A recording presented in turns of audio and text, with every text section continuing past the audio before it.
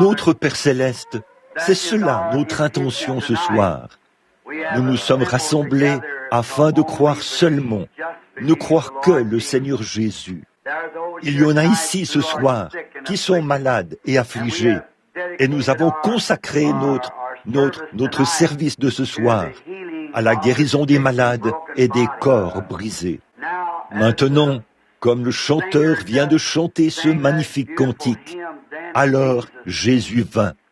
Puisses-tu entrer en scène pour nous ce soir, Seigneur, et guérir tous ceux qui sont affligés, et qu'il n'y ait pas une seule personne faible au milieu de nous ce soir.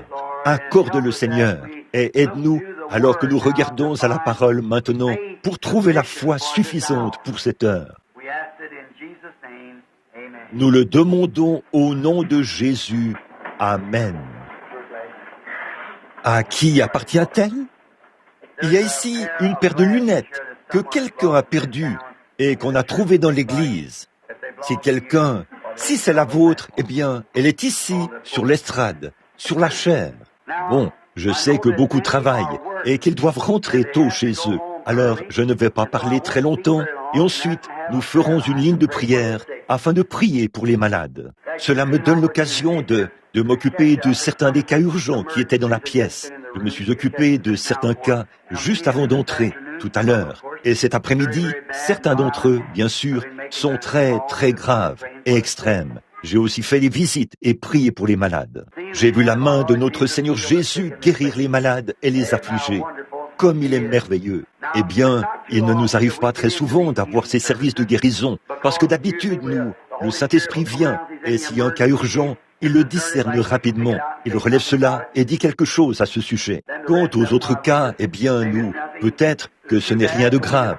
Alors, nous les laissons de côté. Et comme nous étions ici 2 fois aujourd'hui, j'ai pensé qu'il faudrait consacrer l'un des services à la prière pour les malades. Je crois en la guérison des malades. Je crois que c'est un commandement de la Bible. Nous ne pouvons pas prêcher cela sans prêcher le plein évangile, sans inclure cela.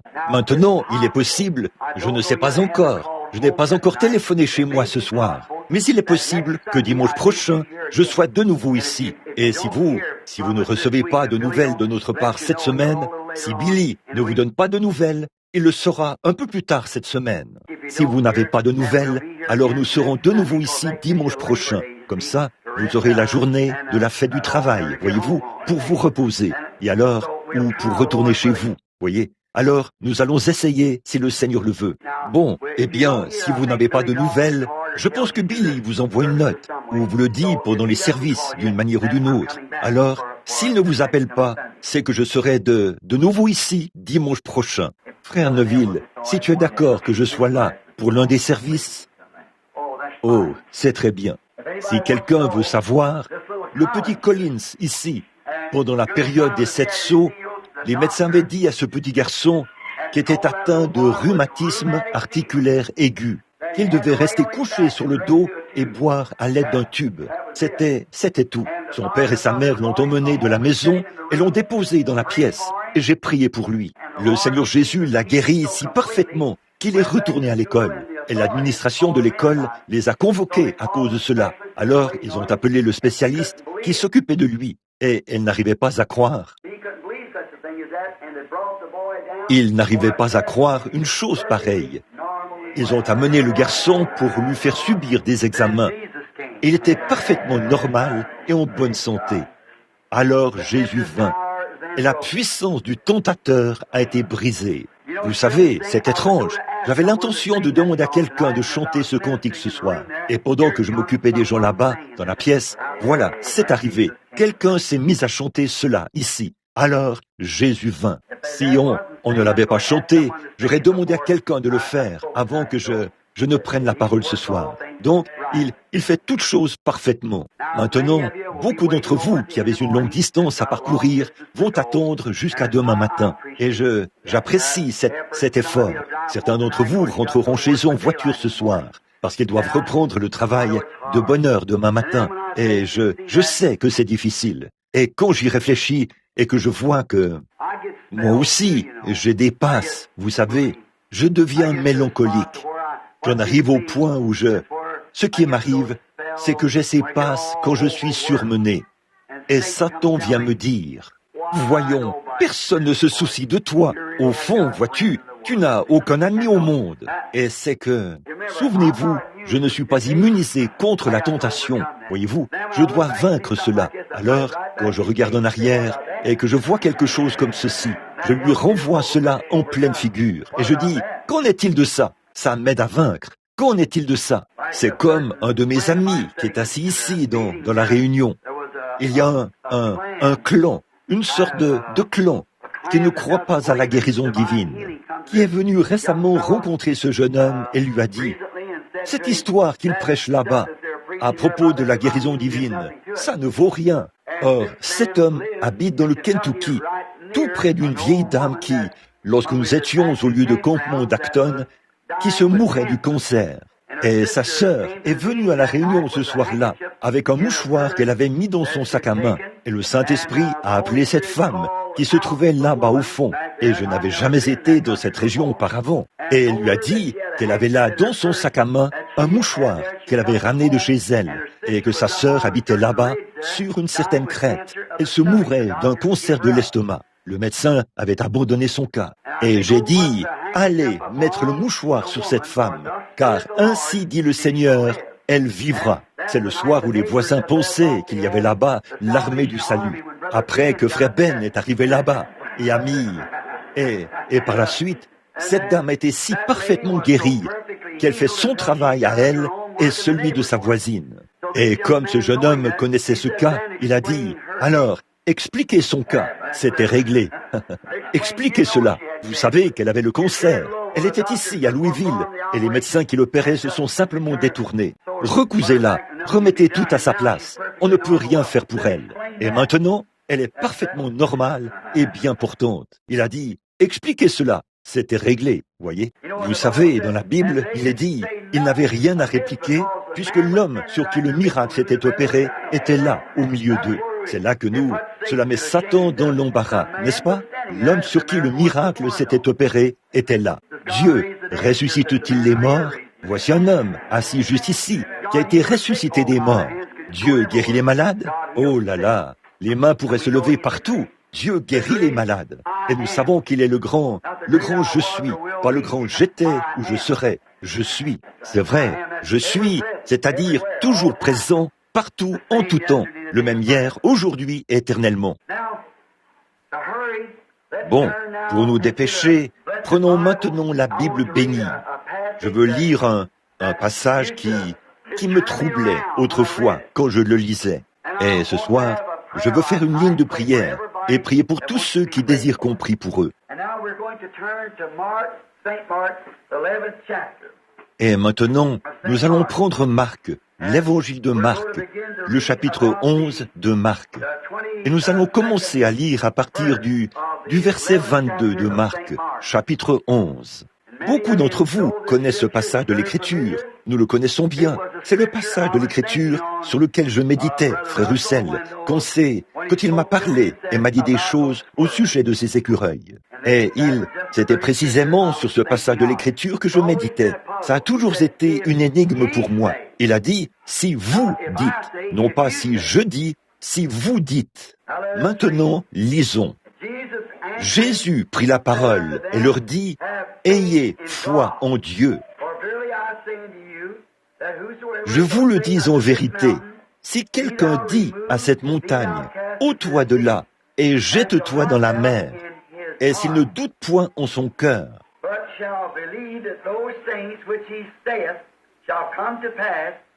mais croit que ce qu'il dit arrive, il le verra s'accomplir.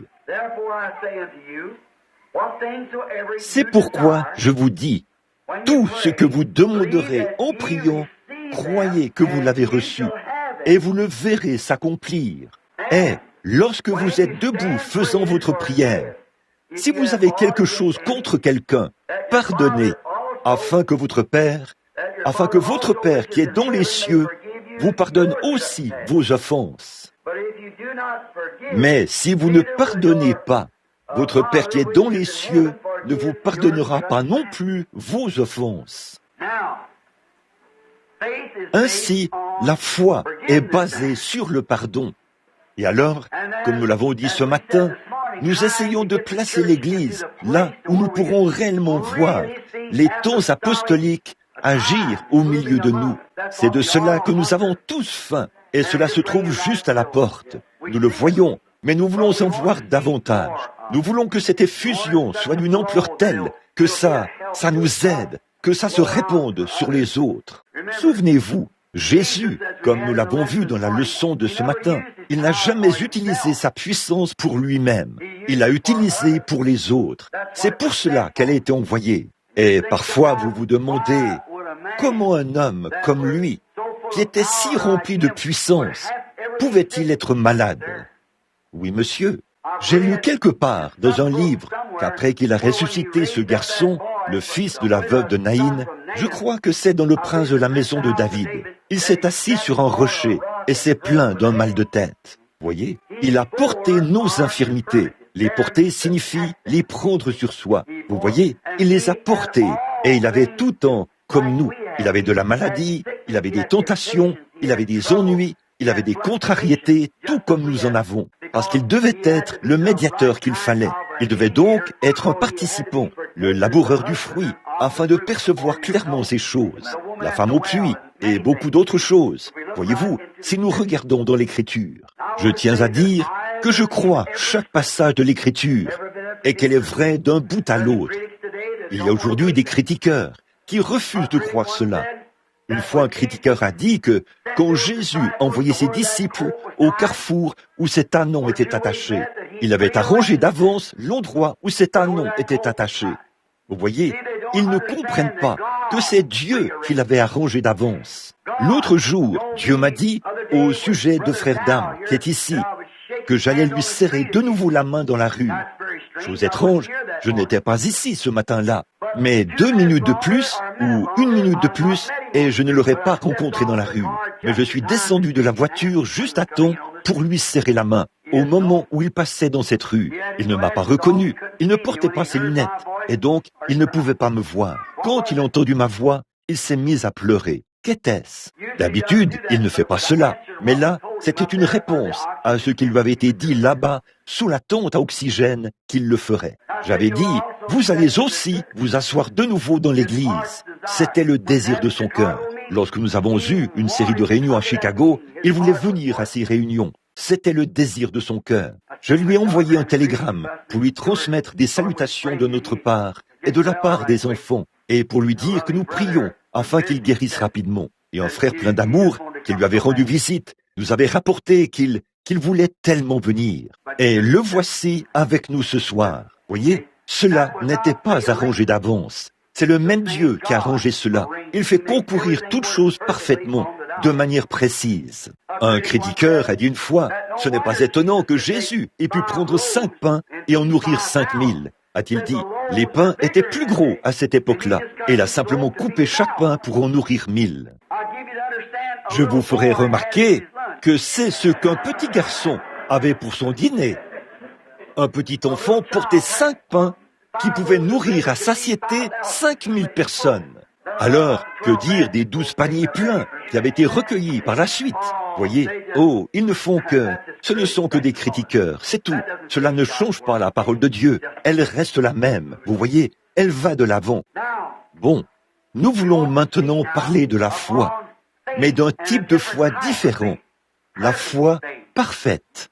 C'est quelque chose de glorieux. Eh bien, la foi, la Bible nous dit, la foi vient de ce qu'on entend.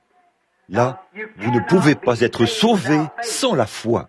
Et la foi, c'est le fait de croire en l'existence de quelque chose dont rien d'autre ne peut déclarer l'existence, si ce n'est la foi. Bon, j'essaie de vous amener à recevoir la foi afin que vous puissiez être prêts pour cette ligne de prière dans quelques minutes. Alors, la foi, il faut que celui qui s'approche de Dieu croit que Dieu existe. Et il est impossible d'être agréable à Dieu sans la foi. Vous ne pouvez pas lui être agréable. Et si vous dites que vous croyez Dieu, vous ne l'avez jamais vu, voyez. Vous devez donc le croire par la foi. Et si vous pouviez le voir, ce ne serait plus la foi, voyez. Tout ce que les sens déclarent, ce n'est plus la foi. C'est un fait scientifique. Voyez-vous, ce n'est plus la foi, mais vous devez l'accepter, lui, par la foi. Il faut que celui qui s'approche de Dieu croie à Dieu. La foi vient de ce qu'on entend, la parole de Dieu. Voyez? Vous devez croire premièrement que ceci est la parole de Dieu. Et vous devez vous approcher de Dieu par la parole. Voyez? Prenez simplement la parole, ce qu'elle dit, et c'est vrai. Toute autre chose qui est contraire à cela n'est pas vrai. Abraham devait croire exactement ce que cette voix lui avait dit. Et 25 ans plus tard, alors qu'il était âgé de 100 ans, il croyait cela encore plus fermement que 25 ans plus tôt, quand cela lui avait été donné. Voyez, il croyait cela, et il ne douta point, par incrédulité, au sujet de la promesse de Dieu. Mais il fut fortifié, donnant la louange à Dieu, sachant qu'il était capable d'accomplir ce qu'il avait promis. Et c'est ainsi, chacun doit être ainsi. Vous devez venir avec une foi infaillible, croyant que c'est Dieu qui a fait la promesse. Mais alors, vous devez être en mesure d'avoir cette foi. Et c'est de cela que nous allons parler. Vous voyez, recevoir cette foi. C'est ce qui nous est dit dans Hébreux, dans l'Épître aux Hébreux, au chapitre 11. La foi est une ferme assurance des choses qu'on espère. Eh bien, voilà pourquoi beaucoup de gens ne parviennent pas à recevoir leur guérison ou ce qu'ils demandent. C'est parce qu'ils prennent la foi pour ce qu'elle n'est pas. Voyez? Ils ne croient pas cela. Ce n'est pas de l'imagination. C'est une ferme assurance réelle. Maintenant, écoutez bien. Vous voyez, ce n'est pas ce que vous imaginez. C'est tout aussi réel pour vous que ce que déclare n'importe quel autre sens de votre corps. C'est tout aussi réel que lorsque mes yeux me disent « Ceci est un morceau de papier ». C'est tout aussi réel que de dire que ça, c'est de la lumière. C'est tout aussi réel que de dire « Je sens mon veston ». C'est tout aussi réel que d'entendre ce bébé parler là-bas ou faire du bruit. Voyez-vous, c'est tout aussi réel que lorsque la musique joue. C'est tout aussi réel que lorsque je goûte quelque chose dans ma bouche. C'est à ce point réel. Seulement, vous ne pouvez pas le montrer à quelqu'un d'autre. Vous êtes le seul à la voir. Amen. C'est à vous. La foi est la ferme assurance. Voyez, pas seulement un mythe. Alors tant de personnes s'avancent. Là, ce sont des leçons vraiment profondes. Je vais seulement les effleurer et vous allez creuser davantage. Voyez? Remarquez, c'est quelque chose que vous possédez, pas de l'imagination. Si vous l'avez vraiment, c'est tout aussi réel pour vous que n'importe quelle autre chose qui puisse être. C'est tout aussi réel que lorsque vous savez que vous roulez dans votre automobile. C'est tout aussi réel pour vous que de savoir que vous êtes assis dans l'église. C'est tout aussi réel pour vous que d'entendre ma voix. C'est une ferme assurance, pas une imagination, pas une émotion, mais c'est quelque chose que vous avez et qui vient en vous en entendant la parole de Dieu. Et uniquement cela. La foi vient de ce qu'on entend, et ce qu'on entend vient de la parole de Dieu. Cela nous ramène au fait que votre foi n'est pas dans un individu, elle n'est pas dans un homme, elle n'est pas dans une organisation, elle n'est pas dans un groupe de gens, elle est en Dieu, parce que Dieu est la parole. Voyez, votre foi est en Dieu. La foi vient de ce qu'on entend, la parole de Dieu. Alors, quand Dieu, par sa parole, pas par ce que quelqu'un d'autre a fait ou ce que quelqu'un d'autre a dit, mais par ce que la parole de Dieu dit, il a dit que toute parole d'homme soit reconnue pour mensonge et que la mienne soit reconnue pour vraie. Là, vous voyez quelqu'un faire quelque chose par une œuvre ou un acte de Dieu ou une promesse de Dieu. Beaucoup diront, moi aussi, je peux faire ça. C'est de l'imagination. Et quand ils le font, vous les retrouvez ensuite naufragés quelque part. Il faut qu'il y ait une ferme assurance. Or, c'est potentiellement de la foi. C'est quelque chose qui vous amènerait à la foi. Potentiellement, c'en est. Comme si vous me demandiez un chêne et que je vous donnais un gland. Potentiellement, vous avez un chêne, mais il ne s'est pas encore développé. Mais une fois qu'il a vraiment poussé, c'est un chêne. Et quand vous imaginez que Dieu fait ceci, mais quand cela vous est révélé, c'est alors de la foi, une foi parfaite qui ne peut pas faillir. C'est pour ça que les visions sont si extraordinaires pour moi, parce qu'il était démontré qu'elles étaient vraies à tous les coups. Voyez? Et je sais qu'il a promis cela, et il a promis cela dans sa parole. Elle vient ici et le promet pour ce jour-ci. C'est pourquoi on sait à quoi s'en tenir, une fois qu'il l'a dit. Vous voyez? Ça me donne de la foi, parce qu'il ne fait jamais rien qui soit contraire à sa parole écrite. Voyez? Si c'était contraire à la parole, je ne pourrais pas avoir foi en cela. Cela nous ramène directement à la parole, voyez-vous, la foi qui vient de ce qu'on entend la parole de Dieu. Vous devez entendre la parole. La parole de Dieu est une parole entièrement suffisante. Cette parole, c'est tout ce dont vous avez besoin.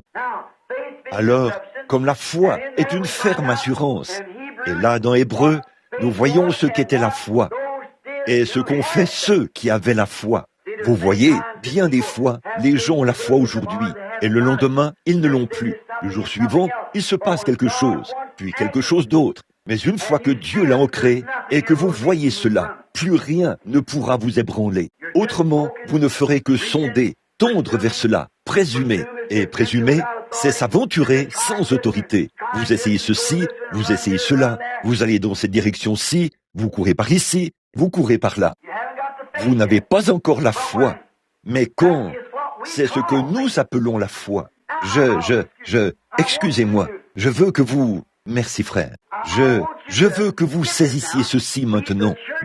L'Église doit s'élever dans la puissance de Dieu. Comment? Nous sommes trop près de la fin maintenant. Et je crois que l'Église est à un point où nous pouvons nous enseigner des choses un peu plus profondes et faire sortir un peu de cette croyance artificielle, voyez, afin d'entrer dans quelque chose de réel. Voyez, il faut que ce soit quelque chose que vous savez. Et si vous dites, frère Branham, ça, ce n'est pas la lumière. Au contraire, je sais que c'est la lumière. Comment savez-vous que c'est la lumière? Je suis en train de la regarder. Eh bien, comment savez-vous que vous n'êtes pas dans l'erreur? Ma vue m'a toujours déclaré que ça, c'était la lumière, voyez? Et c'est pour cette raison que je crois à ces visions, parce qu'elles m'ont toujours déclaré la vérité, parce que cela vient de la parole, voyez? Alors s'il le dit, c'est réglé. Et qu'on s'est déclaré de cette manière, il n'y a plus d'à peu près. Il en sera ainsi. Là, vous l'entendez, ainsi dit le Seigneur. Voyez-vous, parce que c'est au-delà de la pensée humaine. C'est directement dans le domaine de la pensée du Seigneur. Mais vous êtes ici, tout comme le cep, tout comme un sarment qui produit le fruit qui est dans le cep. Voyez, Dieu utilise des hommes, et uniquement des hommes. Dieu n'utilise pas des machines. Dieu n'utilise pas des groupes d'hommes. Dieu n'utilise pas des organisations. Dieu utilise des individus, toujours. Donc, la foi est une ferme assurance. Et nous comprenons que c'est par elle que toutes ces choses sont faites. Ce n'est pas de l'imagination. C'est une ferme assurance. Surtout la foi parfaite. C'est de cela que je parle ce soir. Comment parvenir à la foi parfaite? Ce n'est pas de l'imagination. Eh bien, d'autres, il y a des personnes qui viennent là et disent « Oh, j'ai toute la foi possible. Oh, certainement, je l'ai. » Eh bien, dans ce cas, pourquoi vous tenez-vous ici? Vous voyez, vos actes mêmes prouvent que vous ne possédez pas ce dont vous parlez. Voyez? Si vous aviez la foi, alors pourquoi êtes-vous dans la ligne de prière? Voyez? Pourquoi faites-vous ces choses? Vous voyez, si vous aviez la foi parfaite, vous regarderiez directement à Dieu, vous croiriez et vous vous en iriez. Vous n'auriez pas besoin de venir dans une ligne de prière. Vous n'auriez pas besoin de ces choses, parce que votre foi l'a déjà accompli. Voyez? À quoi me servirait-il de dire « Il faut que je mette une chemise ». Je porte déjà une chemise. Comment savez-vous que vous portez une chemise? Eh bien, je la vois, je la touche, et je sais qu'elle est là. Eh bien, c'est à ce point réel, quand la foi parfaite s'installe. Vous n'avez besoin de rien de plus. C'est déjà fait, vous le savez. Comment le savez-vous? La foi me le dit, c'est tout. Voyez? Est-ce que vous saisissez maintenant ce que je veux dire? Cette foi parfaite. Donc, dans le cas contraire, j'y vais. Eh bien, je vais y aller. La Bible dit, appelez les anciens, et que les anciens prient en noignant d'huile. Je sais, je vais y aller. Et vous dites, eh bien, je serai guéri. Vous voyez, vous êtes en train de si vous ne faites pas attention, là, Vous allez juste vous emballer. Et une fois qu'il est passé là, il dit, « Oh, je ne vois toujours pas. » Vous voyez? Voilà, c'est ça. Vous n'aviez pas la foi. Votre foi authentique produira le résultat sur le champ. Votre foi authentique rendra la chose si réelle pour vous que, regardez cette petite femme qui avait la perte de sang. Elle a dit, si je peux seulement toucher le bord de son vêtement, je serai guérie. Et aussitôt qu'elle l'a fait, elle a dit qu'elle a senti en elle-même que sa perte de sang s'était arrêtée. Elle le croyait vraiment. Et quand elle l'a touché, pour prouver que cela s'était arrêté, Jésus s'est retourné et a dit, « Qui m'a touché? Cette foi parfaite. » Et ce soir, cette même foi parfaite touchera Jésus-Christ exactement comme elle avait fait cette fois-là. Cette femme s'était approchée avec une foi parfaite pour cette époque-là. Bon, là, nous voyons que dans un premier temps, les disciples n'avaient pas cette foi parfaite. Ils ne l'avaient pas, parce qu'ils avaient eu Christ et qu'ils avaient marché avec lui. Mais ensuite, Christ était en eux. Alors, voyez-vous, il est difficile d'avoir cette foi parfaite sans le Saint-Esprit. Il doit la susciter. Il le fait. Maintenant, vous dites, les disciples n'avaient pas la foi parfaite? Non, car ils avaient là un enfant épileptique. Ils essayaient de chasser ce démon hors de lui, mais ils n'ont pas pu le faire. Et le Père, voyant Jésus venir, lui a dit, « Nous avons amené mon fils à tes disciples, mais ils n'ont pas pu le guérir. » Voyez? Et par la suite, les disciples s'adressant à Jésus ont demandé, « Pourquoi n'avons-nous pas pu le guérir ?» Et Jésus a dit, « À cause de votre manque de foi, de votre incrédulité. » C'est vrai, à cause de votre incrédulité. Maintenant, souvenez-vous, ils avaient la puissance. Jésus leur avait donné la puissance pour guérir les malades, ressusciter les morts et chasser les démons, juste quelques jours auparavant. Ils avaient la puissance, mais pas la foi pour utiliser la puissance. Maintenant, voilà le Branham Tabernacle. Voilà l'Église, l'épouse aujourd'hui. Le Saint-Esprit est ici, avec la puissance, mais vous n'avez pas cette foi pour l'animer. Vous voyez ce que je veux dire? Il faut de la foi pour l'animer. Tenez, j'ai une cartouche que j'ai chargée à la main. Je sais ce qu'elle fera, selon la balistique, de même que la parole. Mais je dois tirer un coup de feu. Le feu doit atteindre la poudre. La poudre contient la puissance, mais elle doit avoir le feu pour l'allumer. Et c'est la même chose. La poudre est dans la cartouche, mais elle a besoin de la foi pour l'allumer et la projeter dehors. C'est ce qu'il faut, voyez, la foi parfaite pour mettre le feu à la puissance du Saint-Esprit que nous avons maintenant. Depuis qu'il est venu sur nous, la foi pour mettre le feu, pour voir de grandes choses. C'est la foi, quelque chose qui vous présente cela. Avec un cœur rempli de joie, vous entrez dans la chambre d'un malade, sachant exactement ce que vous allez dire. Vous y entrez en sachant ce qui va arriver, car quelque chose vous a déjà été révélé, et vous le savez. Vous entrez et dites, « Au nom de Jésus-Christ, levez-vous de là, ainsi dit le Seigneur. » Voilà, c'est la foi parfaite. S'il y avait 10 millions de personnes à cet endroit disant que cela n'arriverait pas, vous savez que cela arrivera de toute façon, parce que vous le savez, ça va arriver. Peu importe ce que n'importe qui d'autre dit, vous êtes celui qui a la foi. Pourriez-vous imaginer Josué qui, ayant réuni les anciens d'Israël, leur dirait « Frères, nous sommes les serviteurs du Seigneur. J'aimerais que vous disiez, que vous demandiez au Seigneur s'il serait d'accord de nous donner un peu plus de lumière du soleil, voyez, et de retenir le soleil encore un peu de temps. » Non, il en avait besoin, et sans prière, ni rien, il en avait besoin, et il a simplement commandé au soleil.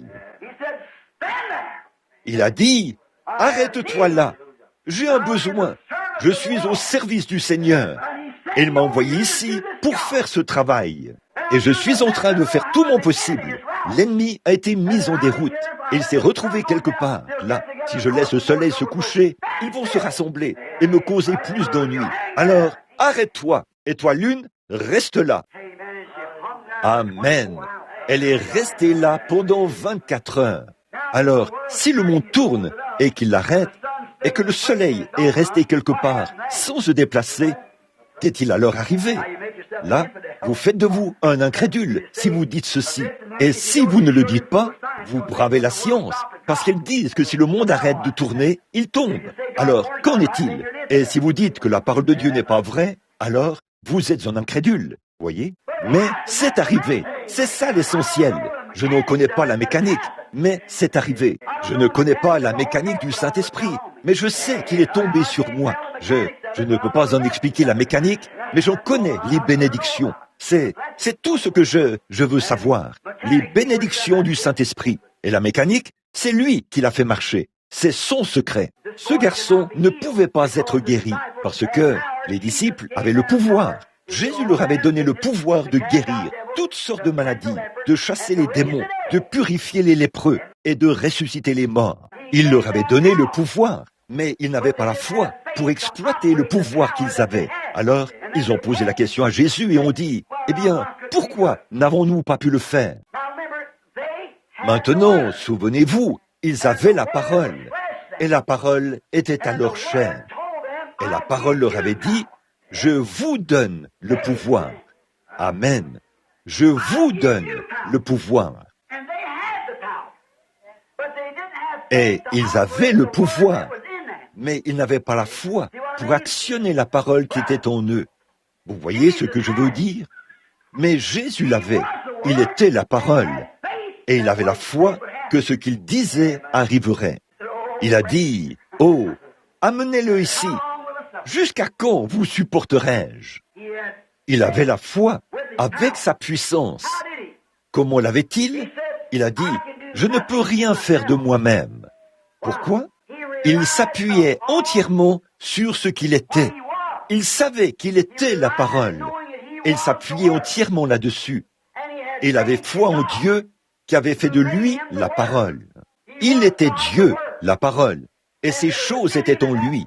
Et cela lui donnait la foi, parce qu'il comprenait sa position. Il savait ce qu'il était, parce que l'Écriture disait qu'il était cela. Et là, tous les passages de l'Écriture s'enchaînaient pour prouver qu'il était exactement ce que l'Écriture avait dit qu'il serait. Et il savait ce qu'il était. C'est pourquoi il s'appuyait entièrement sur ce que Dieu avait fait de lui. Et si lui, il faisait cela, alors ne pouvons-nous pas nous appuyer sur ce que Dieu a fait de nous comme croyants? Voici les signes qui accompagneront ceux qui auront cru. Il avait foi en ce qu'il était. Et si vous êtes un croyant, vous avez foi en ce que vous êtes. Vous êtes un croyant. Et si vous avez foi en Dieu, la Bible dit ici donc, si notre cœur nous condamne, nous ne pouvons pas avoir la foi.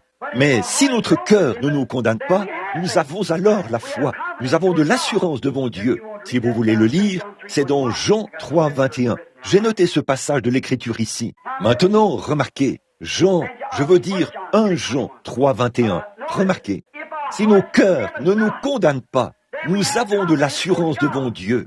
Mais tant que vous agissez mal, vous ne pouvez pas avoir de l'assurance devant Dieu. Donc, voyez-vous, vous saurez automatiquement que vous êtes fautif. Vous vous remettez automatiquement à la place d'un pécheur, en sachant que vous êtes fautif. Mais lorsque votre cœur ne vous condamne pas, et quand vous savez que vous êtes un croyant, et qu'il n'y a rien entre vous et Dieu, vous pouvez demander ce que vous voudrez, et savoir que cela vous sera accordé, parce que c'est la parole qui vous a été donnée, comme elle a été à ses disciples. Alors, la seule chose que vous devez faire, à ce moment-là, c'est d'avoir foi en ce que vous êtes. Ayez foi en ce que la parole dit que vous êtes. Et Jésus avait foi en la parole de Dieu, qui disait ce qu'il était. Il est écrit de moi. David, dans les psaumes, les prophètes et tous les autres, n'ont-ils pas parlé de lui? Je suis le pain de vie qui vient de Dieu et qui est descendu du ciel. Amen. Je suis cet arbre de vie du jardin d'Éden. Je suis toutes ces choses. Je suis celui qui suis. Et il savait, avec cette foi parfaite, qu'il était le Messie oint, que l'Esprit de Dieu était sur lui. Il a dit, eh bien, de moi-même, je ne peux rien faire, mais c'est ma foi en Dieu. Et Dieu était en lui, la parole manifestée. Et quand la parole de Dieu entre en vous, elle est manifestée, car vous êtes un croyant, voyez? Et un croyant c'est la foi de Dieu qui agit en vous. Vous aimez ça? J'aime quand j'aime enseigner ce qu'est vraiment la foi. Il savait qui il était, sans l'ombre d'un doute. Il savait qu'il était le Fils de Dieu. Il le savait, car la parole identifiait. La parole de Dieu identifiait qui il était.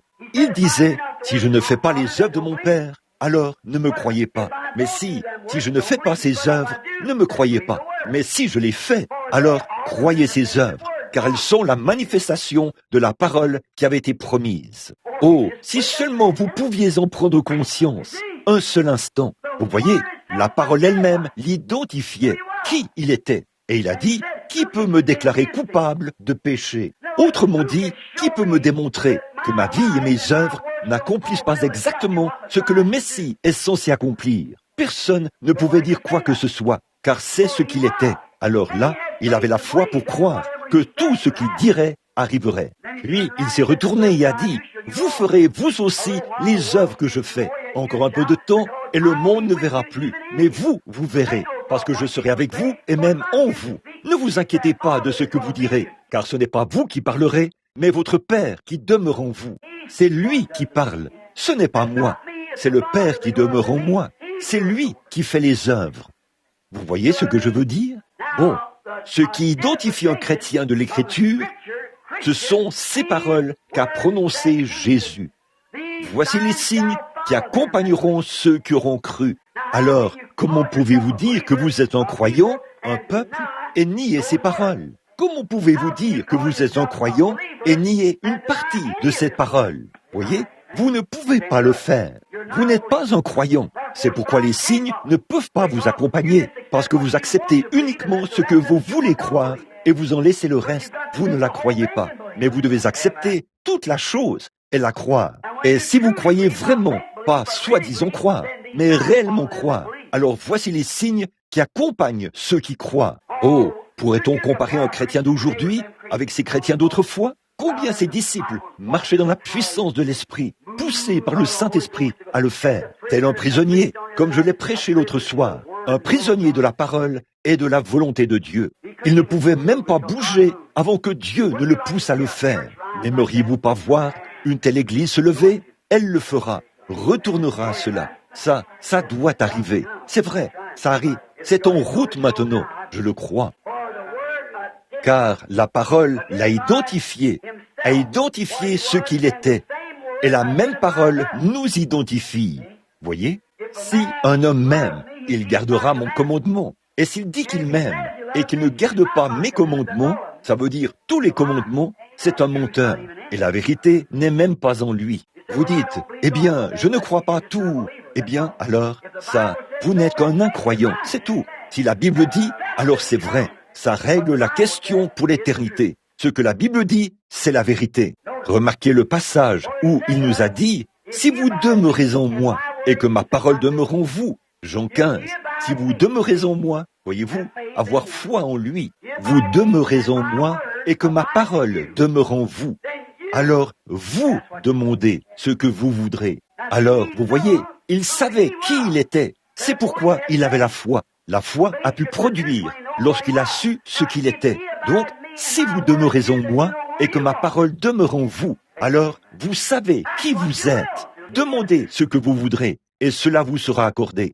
Ne serait-ce pas merveilleux ce soir si tous ceux qui viennent de cette ligne de prière disaient « Je suis un chrétien, je n'ai aucune condamnation, je sais que mon cœur ne me condamne pas. Quelque chose me dit que ce soir, c'est la fin de mes souffrances. C'est ce que vous allez faire.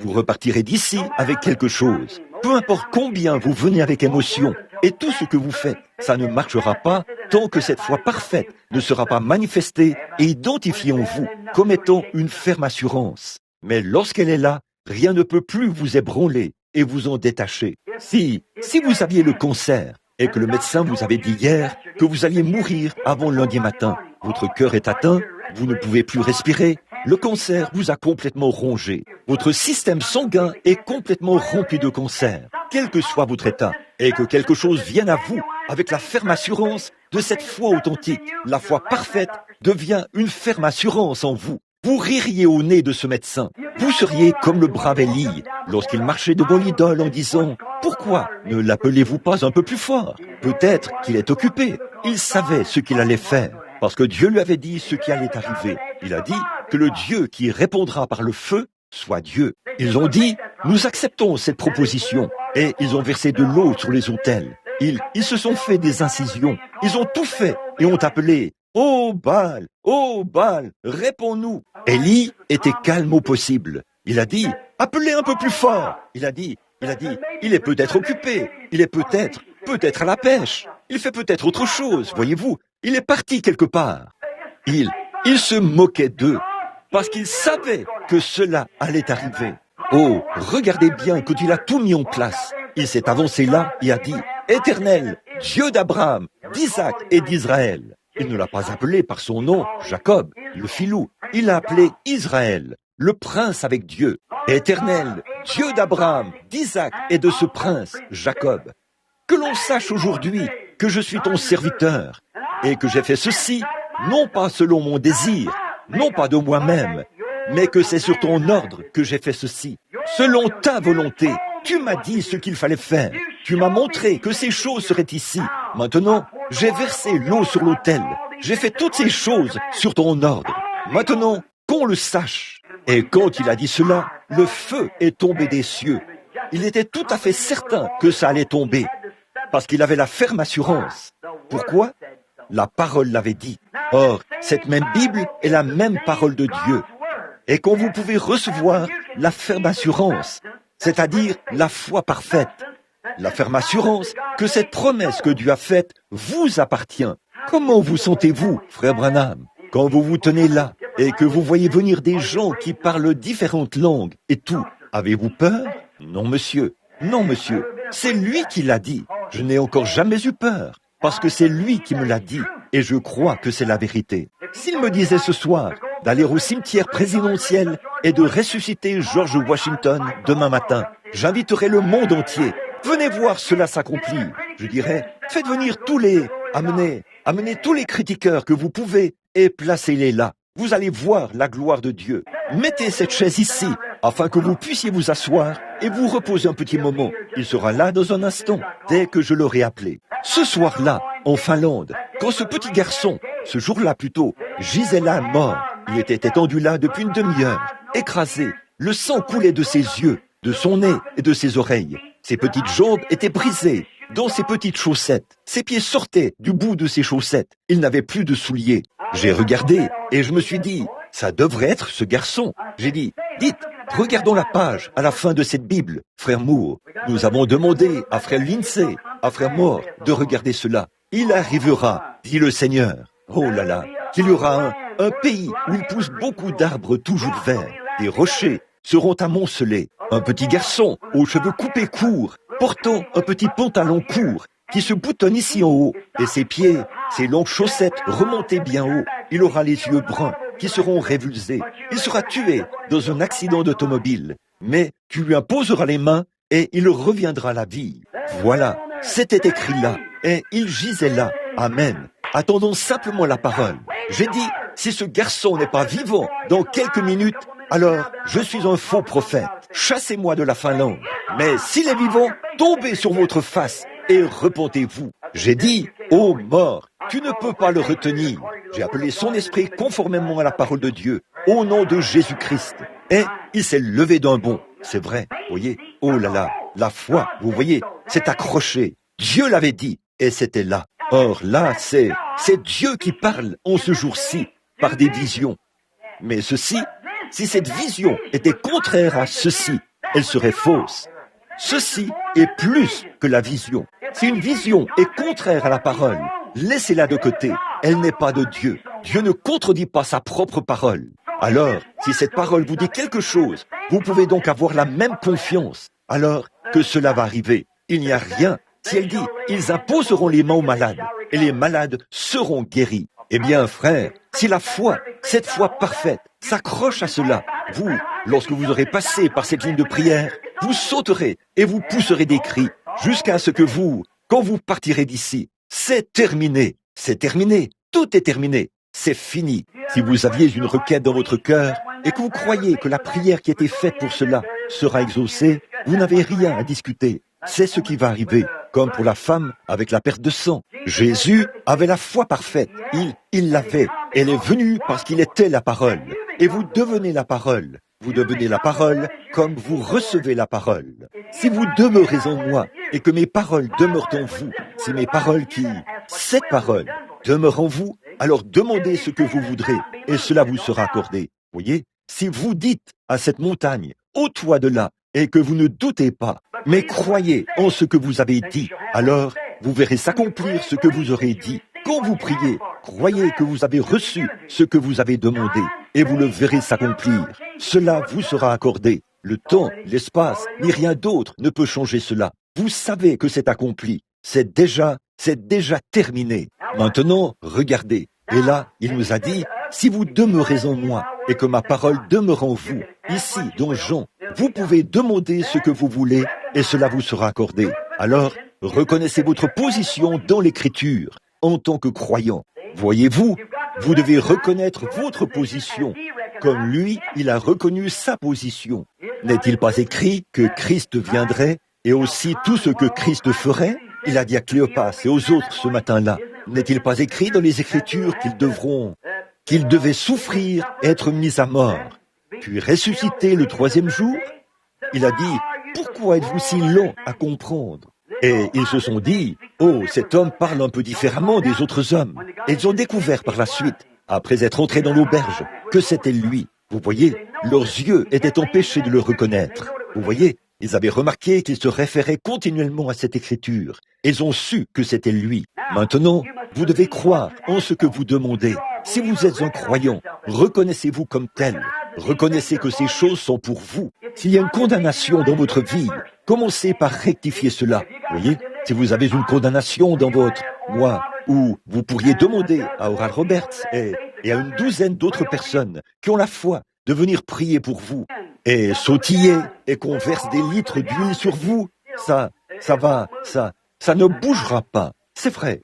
Qu'est-ce qui arrive à ceux qui n'ont pas eu de résultat dans les réunions d'oral? Je les retrouve dans la ligne de prière. Vous l'entendez dire, on a prié pour vous auparavant. Un homme aux cheveux foncés, quelqu'un d'assez grand, qui a une forte mâchoire. C'est Oral Roberts, voyez. C'était dans telle ville, appelé telle et telle chose. Oui, c'est vrai, voyez. C'est tel ou tel homme qui a prié pour vous, vous voyez, comme ça. Mais voici ce qu'il y a. Voici votre problème, voyez. Allez rectifier cette chose. Allez confesser ce péché à votre mari, à votre femme. Allez faire ceci. Ça ne vous fera aucun bien. Peu importe pour qui vous priez. Tant que vous n'aurez pas rectifié cela, si vous avez de la condamnation dans votre cœur, Dieu n'entrera pas dans ce cœur qui est condamné. Voyez, Dieu n'habite pas là-dedans. Vous devez rectifier la chose. Une fois que vous l'avez fait, vous devez avoir la foi. Si tout est rectifié, vous devez avoir la foi et croire cela. N'ayez pas peur. Dans le livre de Job, il est dit ici, Job craignit. Et ce qu'il a craint est effectivement arrivé. Qu'est-ce qui en était la cause? Sa crainte.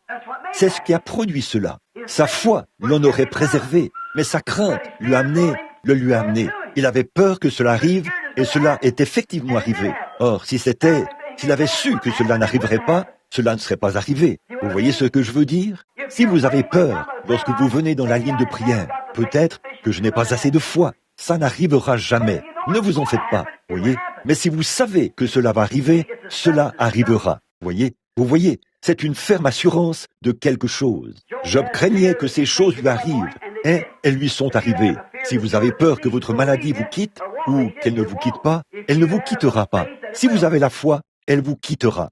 Demandez à n'importe quel médecin. La première chose qu'il essaiera de vous amener à faire, c'est de vous donner confiance dans le médicament qu'il vous donne. Si vous n'avez pas confiance en cela, vous feriez mieux de ne pas en prendre. Voyez? Certainement. Alors, qu'est-ce que c'est? C'est la foi qui opère la guérison. C'est la foi qui le fait tout le temps. Pierre, il s'en sortait très bien, jusqu'à ce qu'il prenne peur. La parole lui avait dit qu'il pouvait marcher sur l'eau. D'abord, il a eu peur, parce qu'il pensait que c'était un fantôme. Il a dit, « Seigneur, si c'est toi, ordonne que j'aille vers toi sur les eaux. » Il a dit, « Viens !» Eh bien, c'est exactement la même chose que Jacques 5,14, la même chose que Marc 16. Le même Dieu qui a dit cela lui a dit « Viens ». Et là, il s'est mis à marcher. Il s'en sortait très bien. Il est descendu du bateau et s'est mis à marcher sur... Une tempête s'était levée sur la mer, vous savez, avec de grosses vagues coiffées d'une crête blanche, plus haute que nos collines ici, et l'écume se brisait sur elle. C'était terrifiant de voir peut-être ces 5 ou 6 mètres d'écume blanche et ces vagues qui se brisaient. Et c'était une chose terrifiante pour lui de demander « Si c'est toi, Seigneur ». Vous voyez, il ressemblait à ça semblait être une ombre ou un esprit. Il a dit « Si c'est toi, ordonne que j'aille vers toi sur les eaux ». Jésus a dit « Viens ». Et il est sorti de la barque. Il a dit « C'est le Seigneur, je vais simplement marcher ». Mais quand il a regardé les vagues, il a eu peur. Qu'est-ce qui lui est venu à l'esprit? Tout d'abord, je vais marcher, parce que la parole m'a dit de marcher. Puis, il a regardé ses symptômes. Il a regardé là, il a vu combien hautes étaient les vagues, et il a eu peur. Et à ce moment-là, il s'est enfoncé.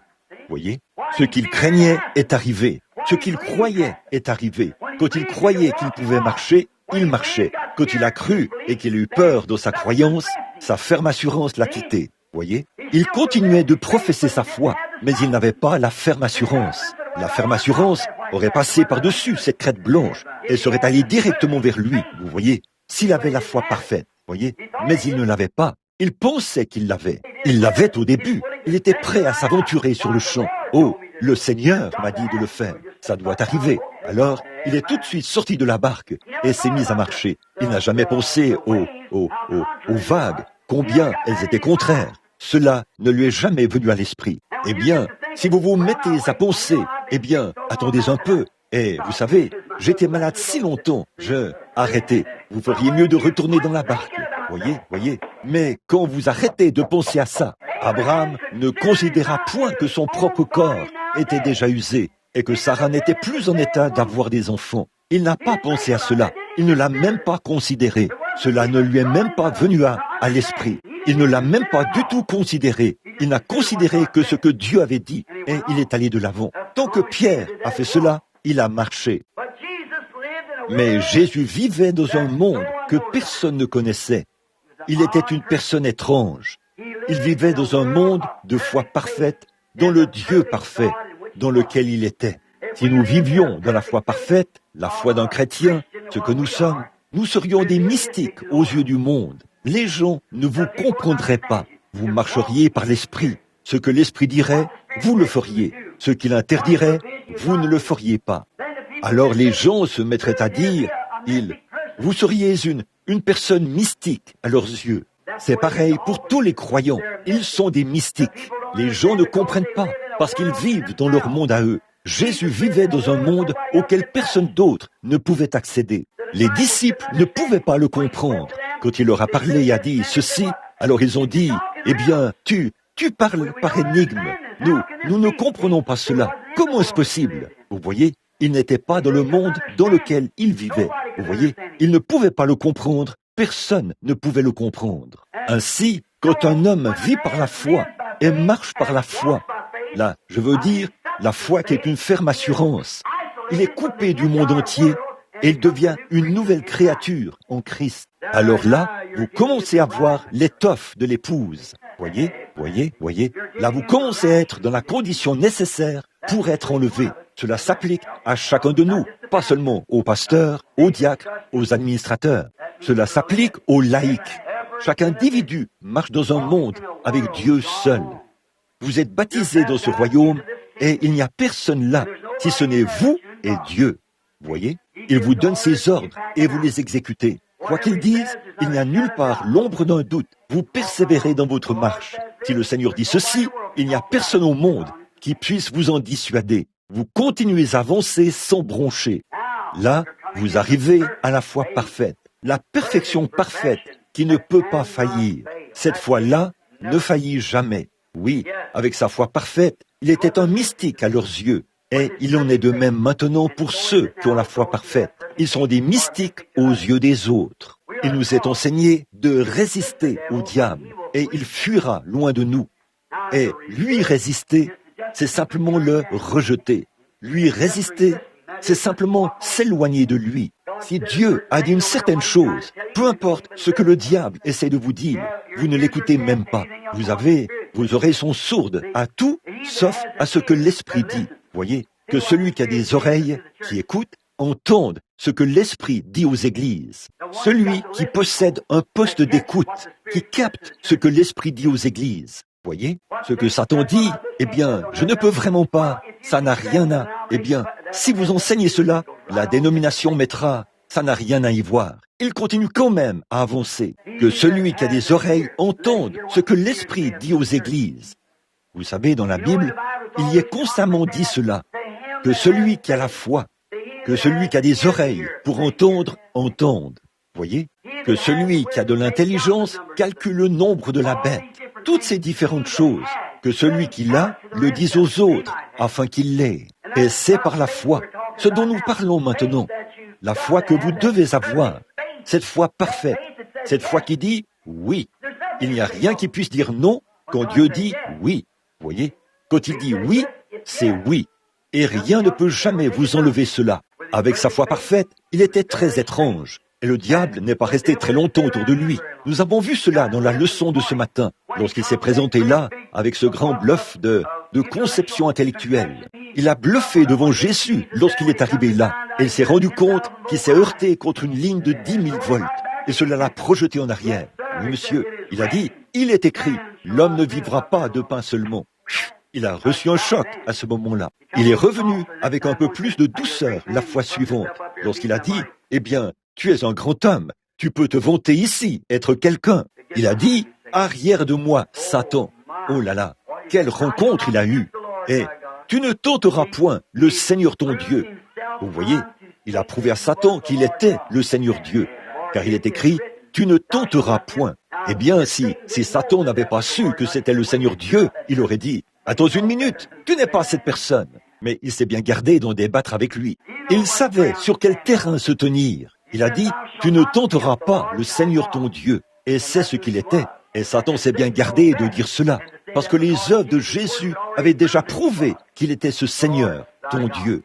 Maintenant, remarquez une autre chose. La foi parfaite a la maîtrise de toutes les circonstances. La foi parfaite maîtrise toutes les circonstances. Peu importe ce que c'est, elle le maîtrise. Maintenant, regardez bien. Quand vous croyez quelque chose, quand vous faites quelque chose, et que vous avez foi en ce que vous faites, quelles que soient les circonstances, ça n'a absolument rien à y voir. Vous voyez, elle maîtrise ces circonstances. Si c'est dans une chambre de malade, et que le Seigneur a révélé que telle chose va arriver, vous prononcez simplement la chose et vous allez de l'avant. Oh, est-ce que... Ne posez pas de questions, c'est déjà terminé. Continuez simplement à avancer. Voyez, elle maîtrise toutes les circonstances. Eh bien, si vous faites ceci, un tel fera cela. Voyez-vous, elle l'a déjà maîtrisé. Voyez, la foi croit que Dieu va tout arranger. Je ne sais pas comment il le fera, mais il le fera de toute façon. Voyez, elle maîtrise toutes les circonstances. La foi et l'amour sont parents. Parce que vous ne pouvez pas avoir la foi à moins que vous ayez l'amour. Parce que votre foi est en un Dieu qui est l'essence même de l'amour. La foi et l'amour travaillent ensemble. Tenez, c'est comme pour un jeune couple. Vous prenez un jeune homme et une jeune femme qui s'aiment, qui tombent amoureux l'un de l'autre. Alors qu'ils vont de l'avant et qu'ils commencent à mieux se connaître, leur cœur commence à battre à l'unisson. Voyez, ils ne sont pas encore mariés femmes, mais leur amour les lie et ils se font mutuellement confiance. Eh bien, s'ils s'aiment vraiment l'un l'autre, s'ils s'aiment vraiment, et si vous savez que cette jeune fille vous aime, et si elle sait que vous l'aimez, vous avez confiance, foi l'un dans l'autre. Si vous avez foi l'un dans l'autre, sinon, vous feriez mieux de ne pas l'épouser. Voyez, remarquez, vous devez avoir la foi, et si vous les sépariez, et que vous mettiez l'un à l'extrême sud et l'autre à l'extrême nord, ils auraient toujours cet amour l'un pour l'autre, où qu'ils se trouvent. Ils sont tous ce qu'il y a de plus fidèles l'un à l'autre, parce qu'ils s'aiment.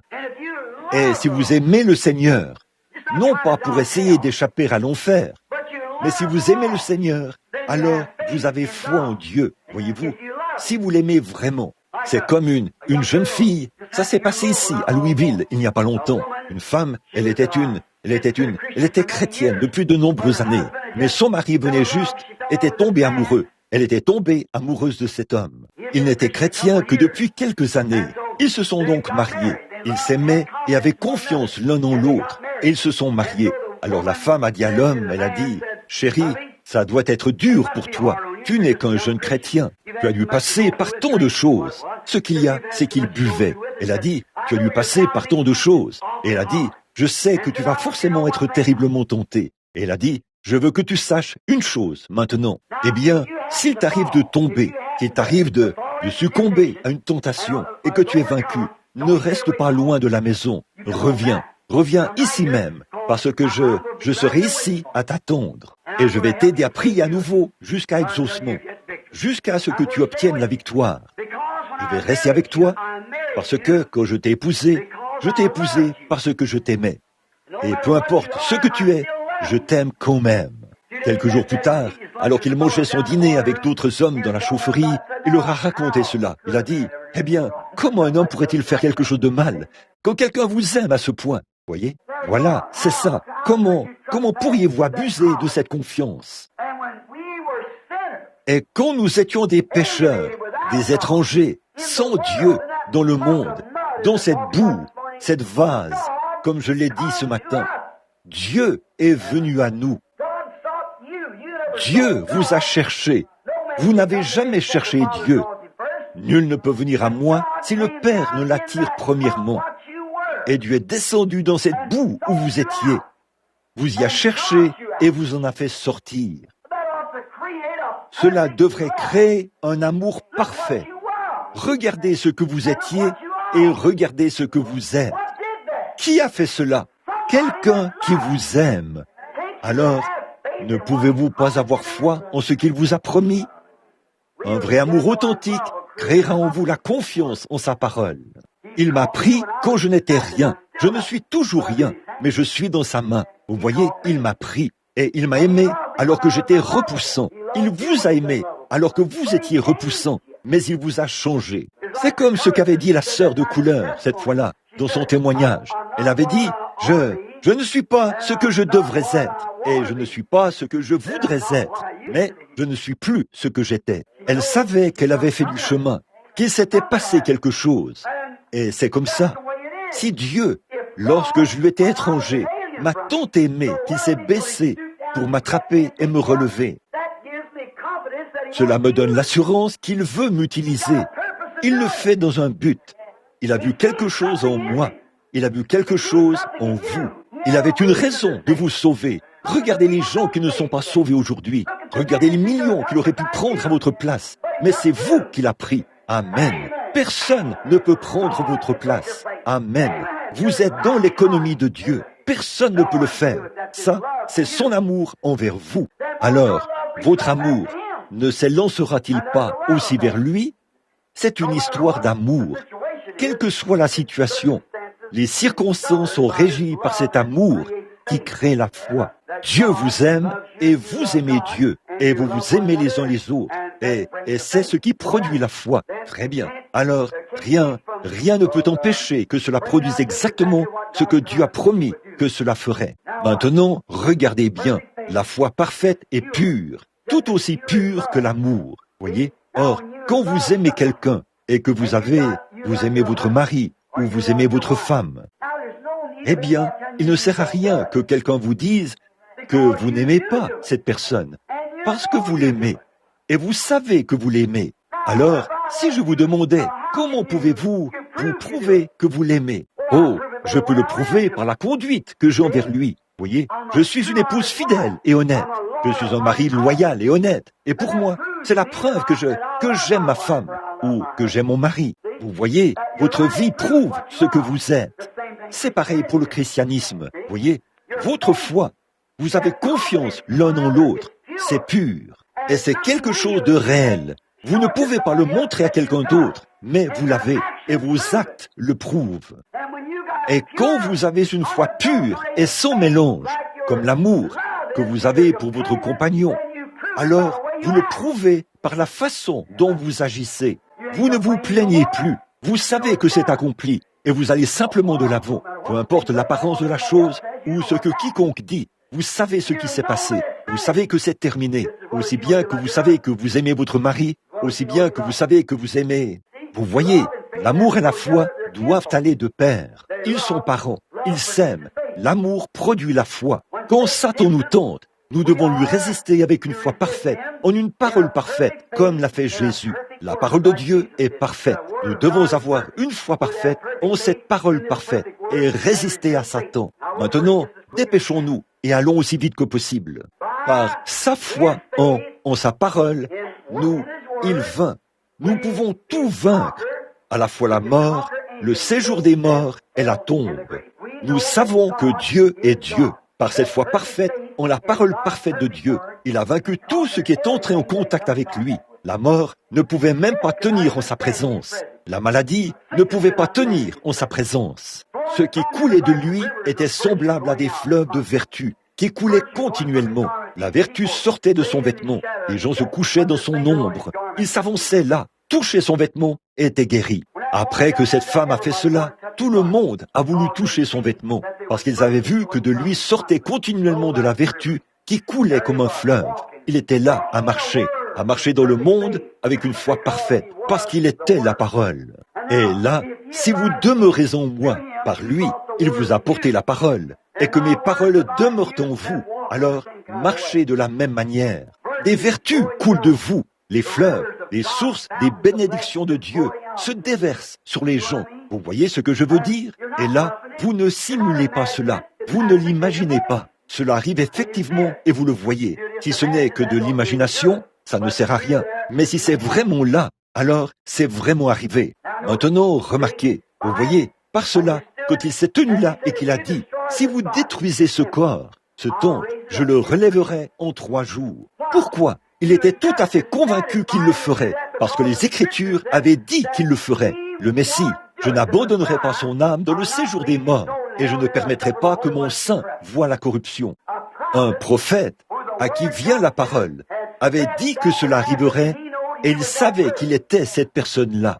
Et quand Jésus lui-même a dit, la prière de la foi sauvera le malade, ou ils imposeront les mains aux malades, et les malades seront guéris. Si vous devez avoir cette même confiance parfaite que lorsqu'on m'imposera les mains, je serai guéri.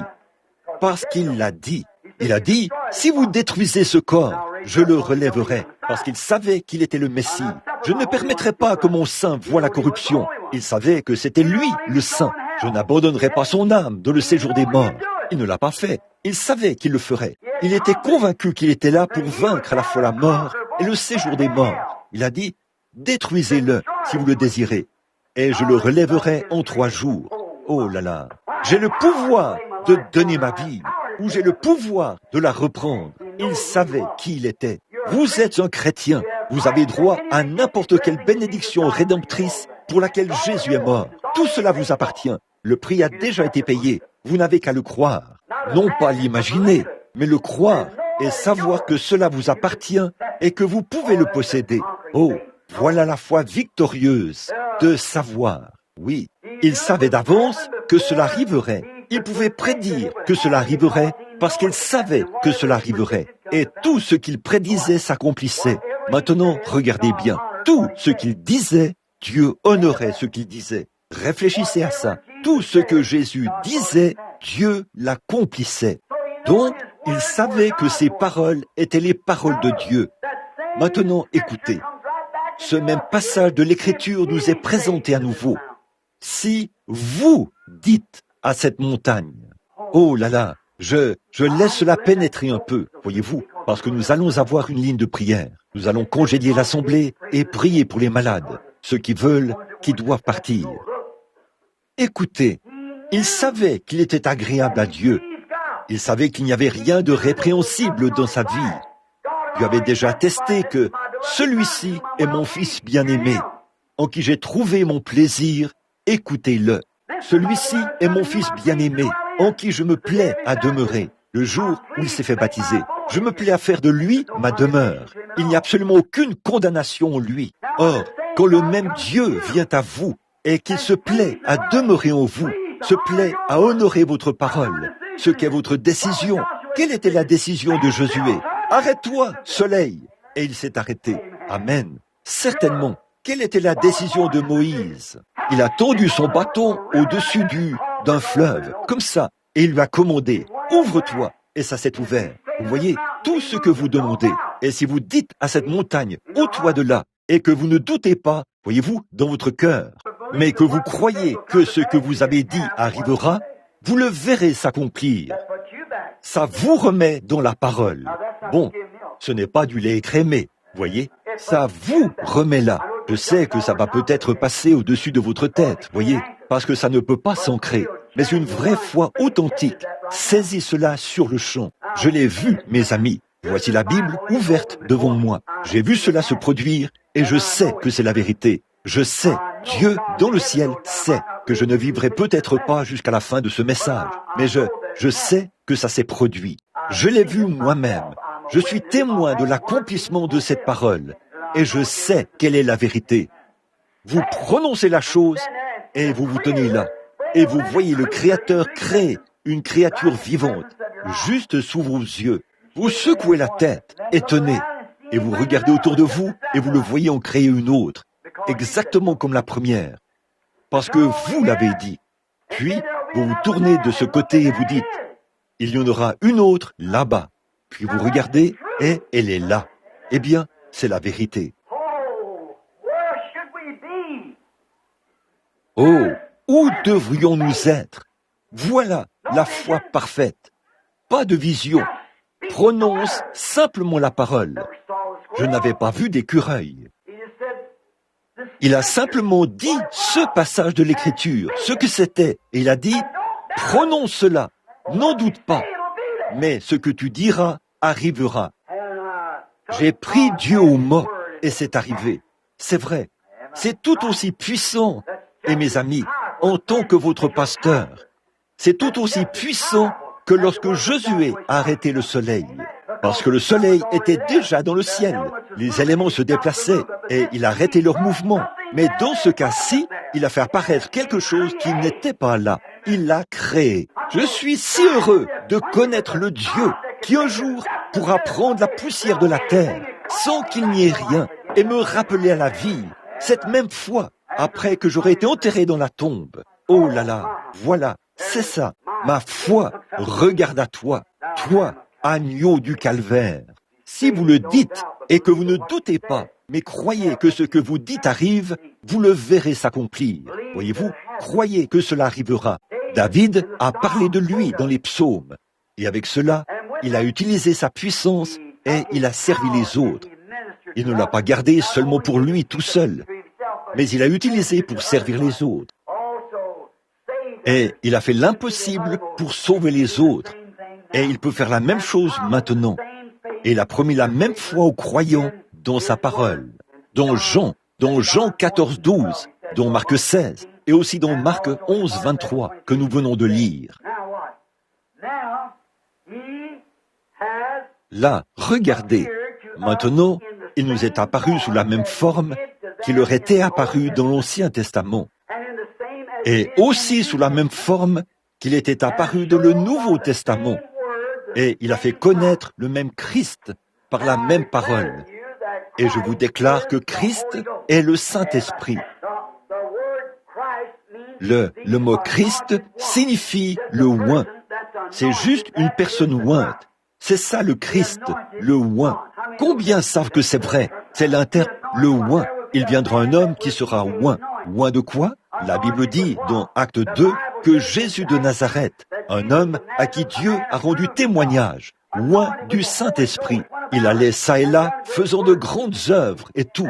Voyez, que Dieu a manifesté. Il a prouvé qu'il était dans cet homme. Et maintenant, nous devenons oints de ce même esprit, des messies oints, des messies du dernier jour pour faire resplendir la résurrection de Jésus-Christ, pour montrer qu'il n'est pas mort, mais qu'il est dans son peuple sous la forme du Saint-Esprit et qu'il agit au milieu de son épouse, qu'il est épris d'elle et qu'il se déverse en elle. Ils sont en train de devenir un en vue du souper des noces. Et les mêmes signes promis par le même Dieu dans la même parole produisent les mêmes manifestations que lui.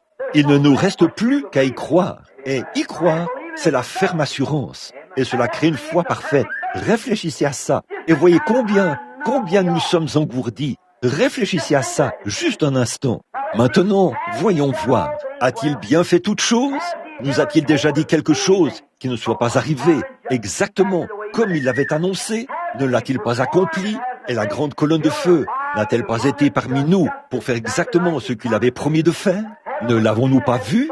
La science ne l'a-t-elle pas photographié après qu'il avait été prédit ce qui se produirait? Allez là-bas, et cela s'est retrouvé même dans les journaux et les magazines qui ont publié cela et qui l'ont montré, alors que cela vous avait été annoncé des mois avant que ça arrive. N'a-t-il pas agi exactement comme il l'a fait dans l'Ancien Testament et dans le Nouveau Testament? Et c'est exactement la même personne.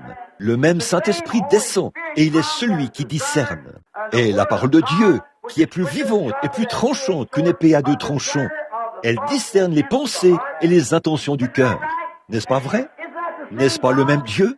Eh bien, ce même être, ce n'est pas un étranger qui se trouve ailleurs. Il est ici. Il est ici. Il fait ceci pour créer une foi parfaite. Je le ressens. Je sais qu'il est ici maintenant.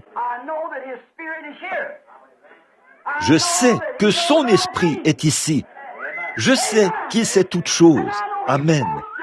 Et je sais qu'il veut faire quelque chose. Il fait quelque chose pour créer cette foi parfaite dont les gens. Allons-nous entrer dans l'éternité comme du temps de Noé, avec 8 âmes sauvées? Allons-nous nous présenter là comme Lot, avec 3 personnes qui sont sorties de Sodome? Allons-nous nous présenter là comme du temps de Jean-Baptiste, avec 6 croyants? Croyons, car ses œuvres sont parfaites. Elles sont parfaitement manifestées chaque jour devant nous, ce qui montre qu'il est la parole. La parole. Hébreux, chapitre 4, dit « La parole de Dieu est plus tranchante qu'une épée quelconque à 2 tranchants. Elle juge même les sentiments et les pensées du cœur. » Réfléchissez à ça. Voilà ce qu'est la parole de Dieu. Elle discerne les intentions du cœur. Car la parole de Dieu est vivante, efficace, et plus tranchante qu'une épée quelconque à 2 tranchants. Pénétrante jusqu'à partager âme et esprit, jointures et moelles. Et elle discerne les pensées et les intentions du cœur. La parole faite chair. Alléluia! La parole à l'œuvre dans la chair humaine, par des signes physiques, par des signes matériels, par des signes scripturaires, parfaitement, pour vous apporter une foi parfaite en vue d'un enlèvement parfait. Pourquoi ne pouvons-nous pas regarder cela? Ce n'est pas quelque chose de mystique. Le diable a mis tout ce qu'il pouvait devant vous pour essayer de vous empêcher, de vous empêcher d'y croire. Il va intervenir dans une réunion pour essayer de jeter tout ce qu'il peut devant vous. Rejetez cela. La Bible dit, levez-vous et secouez-vous. Pincez-vous.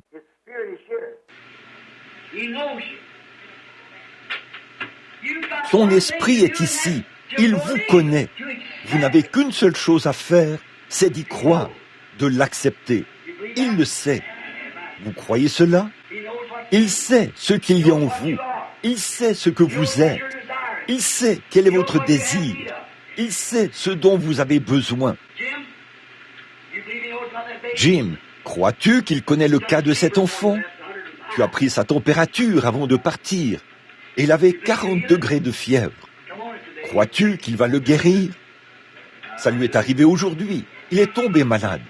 Mais ça va le quitter. J'ai juste regardé là. Et je les ai vus avant qu'ils quittent leur maison. J'ai vu ce qu'ils ont fait. Eh bien, c'est vrai.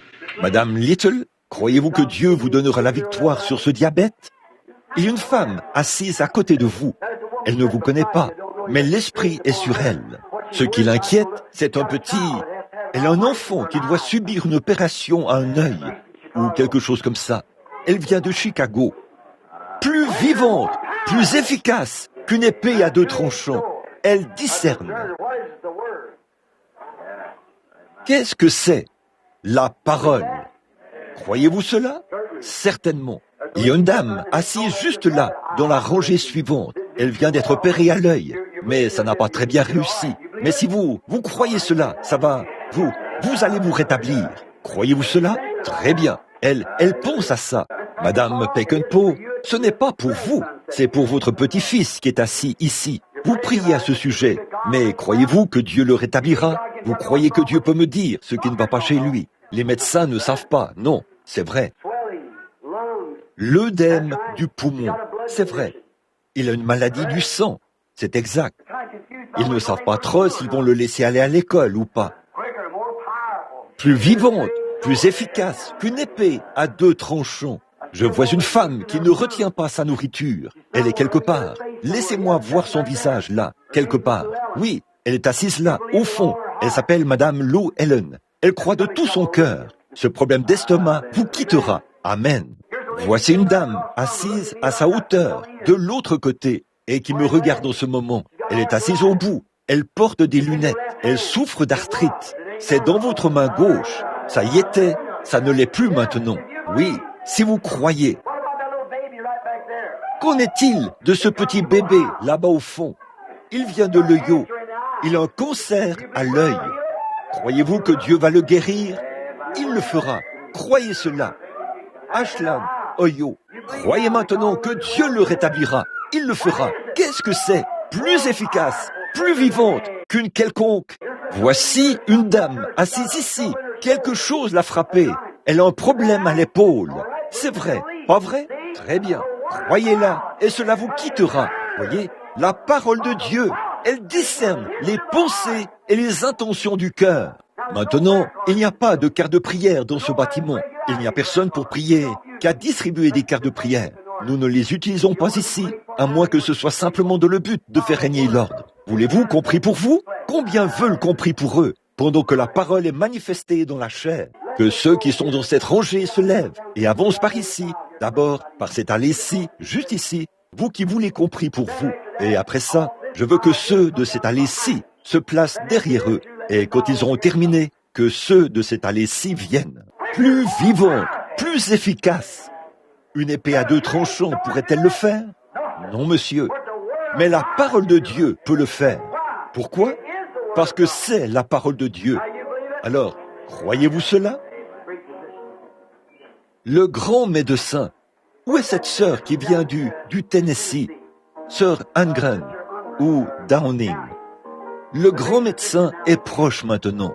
Je n'oublierai jamais ce qui s'est passé à Fort Wayne ce soir-là, lorsque cette jeune fille, Amish ou Dunkard, était assise là en train de jouer. Le grand médecin est proche maintenant, et qu'elle a entendu que ce petit garçon avait été guéri. Elle s'est levée d'un bond. Le Saint-Esprit est tombé sur elle. Ses beaux cheveux sont tombés sur ses épaules, et le piano n'a manqué aucune note. Le grand médecin est proche maintenant. Le compatissant Jésus, une puissance surnaturelle, a fait bouger les touches de ce piano et a joué. Le grand médecin est proche maintenant. Regardez, vous croyez? Vous le voulez?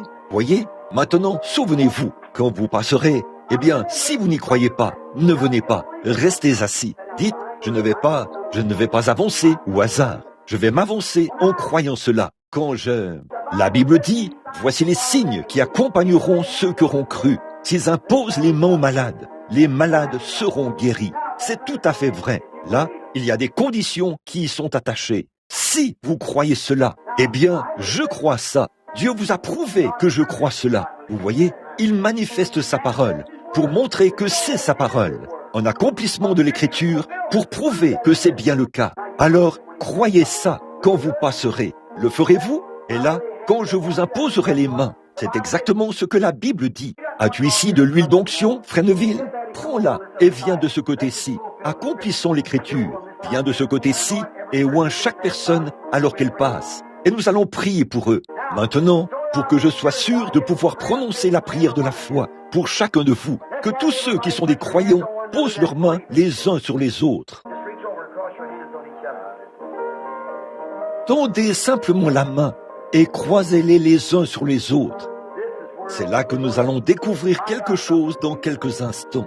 Je vais voir à quel point mon Église a avancé au sujet de ce que nous croyons. Je vais simplement voir combien les gens sont avancés, à quel point ils sont prêts à prendre l'épée et à s'avancer au front et à dire « Je te mets au défi, Satan !» Voyez, je te mets au défi. Tu ne peux plus me faire douter. Pourquoi fait-on toutes ces choses? Pour que les gens croient.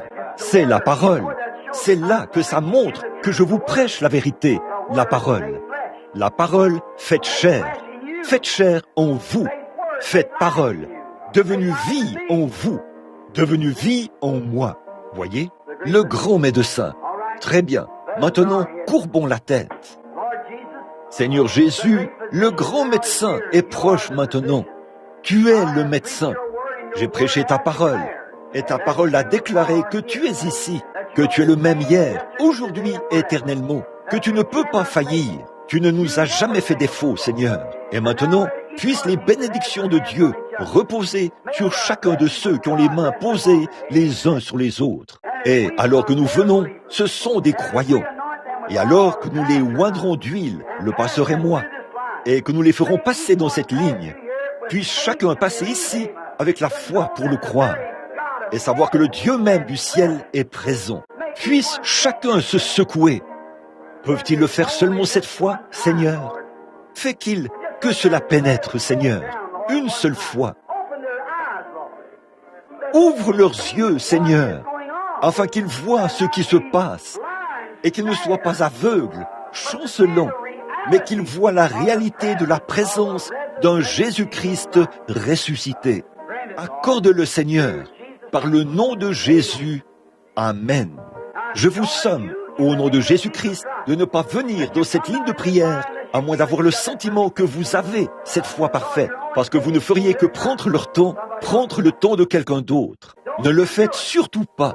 Et depuis que je vous prêche, vous ai-je déjà dit une chose qui ne soit pas arrivée? Tout à fait. Le Seigneur a fait cela. Il ne l'a pas fait pour moi. Je crois. Il l'a fait pour vous, afin que vous croyiez que ce que je vous dis est la vérité. Maintenant, croyez-le. Tout ira bien. Et ça, vous vous rétablirez. En venant ici, déposez votre incrédulité dans une poche spirituelle, là en bas. Vous ne la verrez pas, mais elle est là. Quand cette huile vous touchera, déposez votre incrédulité tout de suite. Déposez cela et repartez avec cette foi parfaite que vous êtes guéri. Le ferez-vous? Alors, que le Seigneur vous bénisse. Très bien. Je vais demander à quelqu'un qui peut diriger des chants de... Où est ce grand prédicateur? Le frère qui... Quel est son nom? Caps. Frère Caps. Est-il dans la ligne? Pardon? Venez ici, frère Caps. Tenez-vous là et chantez l'assemblée pendant que nous prions tous. Le grand médecin est proche maintenant. Alors qu'il dirige ce chant, que chacun chante maintenant de tout son cœur. Ne vous contentez pas de chanter en vous disant « Je vais chanter, le grand médecin est proche maintenant, le compatissant Jésus, il réconforte le cœur abattu, le compatissant Jésus, oh, oh, oh là là !» De toutes vos forces, soyez éveillés, votre esprit en alerte. Oui, le grand médecin est proche maintenant, le compatissant Jésus, il prouve qu'il est ici. Je crois en lui. Amen. Très bien. Que ceux qui ont la foi s'avancent.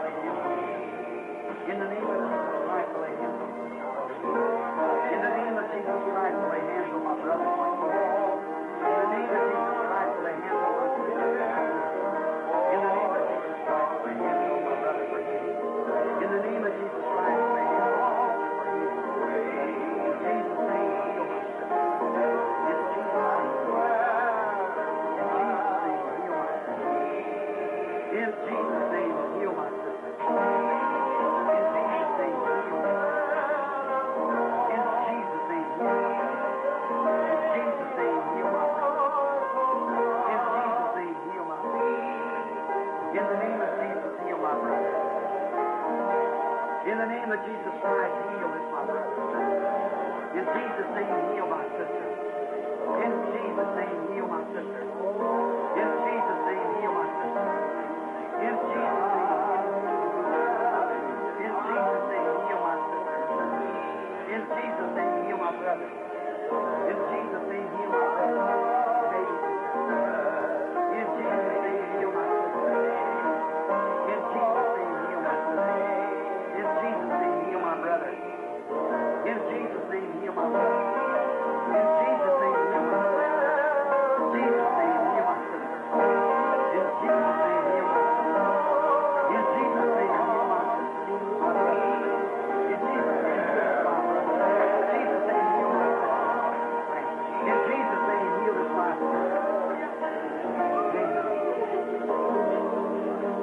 In Jesus' name, heal my sister. In Jesus' name, heal my brother. In Jesus' name, heal a child. God grant it. In Jesus' name, heal my brother. In Jesus' name, heal my sister. In Jesus' name, heal my brother. In Jesus' name, heal the Lord. In Jesus' name, heal my brother. In Jesus' name, heal my sister. In Jesus' name, heal my sister. In Jesus' name, heal us, Lord. In the name of Jesus, heal us, my sister. In Jesus' name, heal my sister. In Jesus' name, heal my brother. In Jesus' name, heal my sister. In Jesus' name, heal my brother. In Jesus' name, heal my brother. In Jesus' name, heal my brother. In Jesus' name, heal my sister. In Jesus' name, heal my brother. In Jesus' name, heal my sister. In Jesus' name, heal my brother. In Jesus' name, heal with my brother. In Jesus' name, heal my brother. In Jesus' name, heal, Lord, my brother. In Jesus' name, heal my sister. In Jesus' name, heal my sister. Glory to God. Healing my brother too, Lord. Lead us now. In Jesus' name, heal my sister. In Jesus' name, heal my brother. In Jesus' name, heal my brother. In Jesus' name, heal my brother. In Jesus' name, heal my sister. In Jesus' name, heal my sister. In Jesus' name, heal his child. In Jesus' name, heal his sister. In Jesus' name, heal his sister. In the name of Jesus Christ, heal his sister. In Jesus' name, heal his sister. In Jesus' name, heal my sister. In the name of Jesus, Lord, heal our sister. In Jesus' name, heal my brother. Make him well. In the name of Jesus Christ, heal my sister. In Jesus' name, heal my brother. In Jesus' name, heal my brother. In Jesus' name, heal my brother. In Jesus' name, heal my sister. In Jesus' name, heal this my sister. In Jesus' name, heal the little girl. In Jesus' name, heal my sister. In Jesus' name, heal my brother. In Jesus' name, heal my sister. In Jesus' name, heal my sister. In Jesus' name, heal the child. Heal the child, Lord. In Jesus' name, heal the little boy. In Jesus' name, heal my sister, Lord. In Jesus' name, heal my sister, Lord. In Jesus' name, heal my sister. In Jesus' name, heal my brother. In the name of Jesus Christ, heal my sister. In Jesus' name, deposit your unbelief now. In Jesus' name, heal my brother. In Jesus' name, heal my brother. Laissez tomber votre incrédulité dans la boîte maintenant, en passant par ici. Prenez la foi parfaite. May it be done. In Jesus' name, grant it, Lord. In Jesus' name, grant it, Lord. In Jesus' name, heal my sister. In Jesus' name, heal my sister. In Jesus' name, heal my sister. In Jesus' name, heal my sister. In the name of Jesus, heal my sister. This is Lady Gaga. In the name of Jesus, heal this sister. In Jesus' name, heal my sister. Bless you. In Jesus' name, heal her. Praise God. In Jesus' name, heal my sister. In Jesus' name, heal my sister. In Jesus' name, heal my sister. In Jesus' name, heal my sister. In Jesus' name, heal my brother. In Jesus' name, heal my sister. In Jesus' name, heal my sister. In Jesus' name, heal my sister. Maintenant, souvenez-vous, je mets toute la foi possible là-dedans, dans un but. In Jesus' name, heal this sister. God, I lay hands upon the baby, so shall it be healed. In Jesus' name. Amen. In Jesus' name, heal Lord. In Jesus' name, heal my brother. In Jesus' name, heal this my brother. The little girl. In the name of Jesus Christ, heal them, Lord, for your glory. In Jesus' name, heal our sister. In Jesus' name, heal our sister. In Jesus' name, heal my brother. In Jesus' name, heal my sister. In Jesus' name, heal my brother. In Jesus' name, heal my sister. In Jesus' name, heal my sister. Jesus, heal my little brother. In Jesus' name, heal my sister. In Jesus' name, heal my sister. In the name of Jesus Christ, I ask for her healing. In Jesus' name, heal my sister.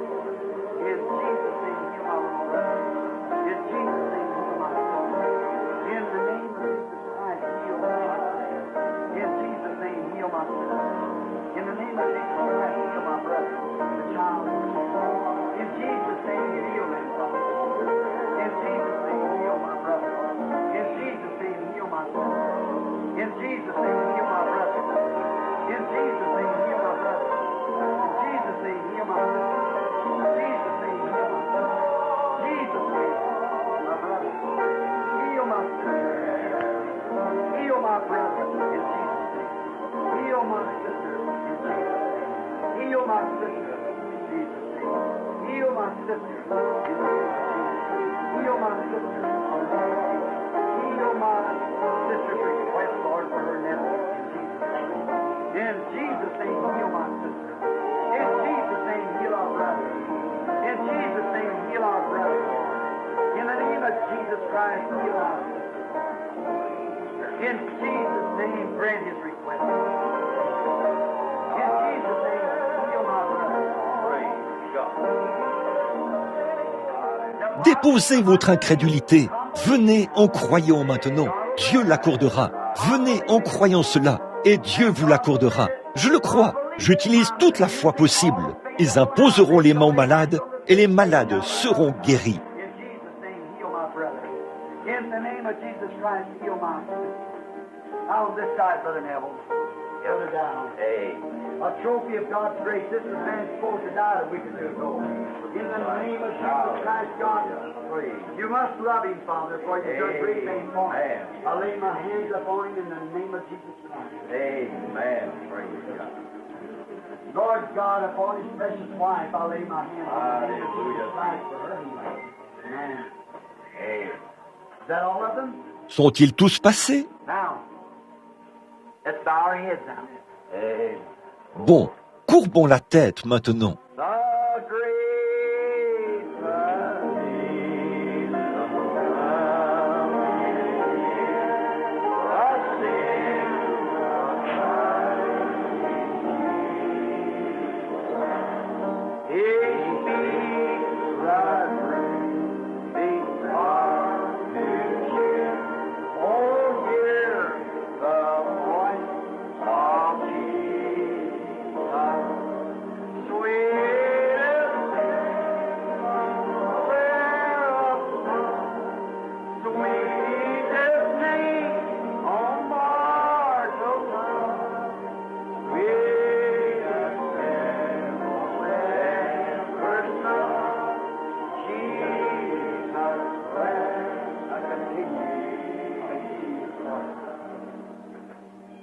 Know ye what I have done to you?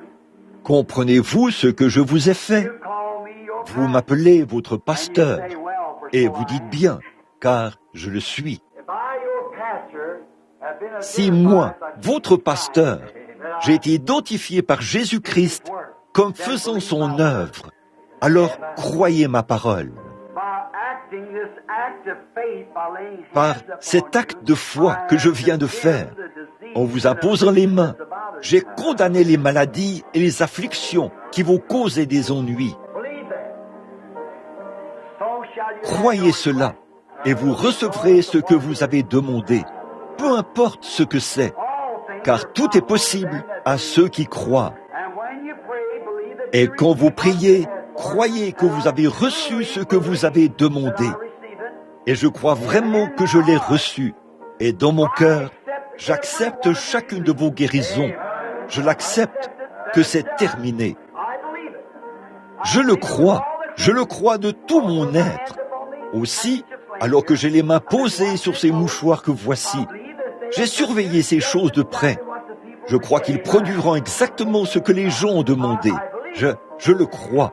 Ceci entre dans ce troisième pool. Je le crois. Maintenant à vous qui êtes passés dans la ligne de prière, je veux vous poser une question sincère. Pouvez-vous réellement croire et sentir maintenant qu'il s'est passé quelque chose en vous depuis qu'on vous a imposé les mains? Levez la main. Voilà, c'est ça. C'est ce que nous attendions. Eh bien, ceci n'est pas... Ça ne fait que commencer à s'épanouir, là. Voyez, cela vient de commencer avec « j'ai fait ceci dans un but, j'ai fait ceci dans un but, je suis en train de préparer quelque chose ». Voyez-vous, en prenant cette charge de foi et en retournant pour commencer et entrer, voyez-vous, afin d'élever la foi en quelque sorte à un niveau que vous n'avez jamais vu auparavant. Non pas une foi, mais une foi parfaite, ancrée ici à l'intérieur. Et observez un Dieu parfait, avec un cœur parfait, tenir une promesse parfaite, par sa parole parfaite, qui est plus tranchante qu'une épée à deux tranchants. Elle discerne les pensées du cœur. Quoi? Nous arrivons maintenant à la perfection, parce que les gens doivent arriver à cela, afin que l'enlèvement ait lieu. C'est ce qui le retient en ce moment. C'est qu'il faut attendre que l'Église entre dans cette foi parfaite pour l'enlèvement. C'est ce que nous attendons. Cela implique que je dois passer par un grand dépouillement. Et c'est la même chose pour vous. Mais ensemble, nous y arriverons par la grâce de Dieu. Amen.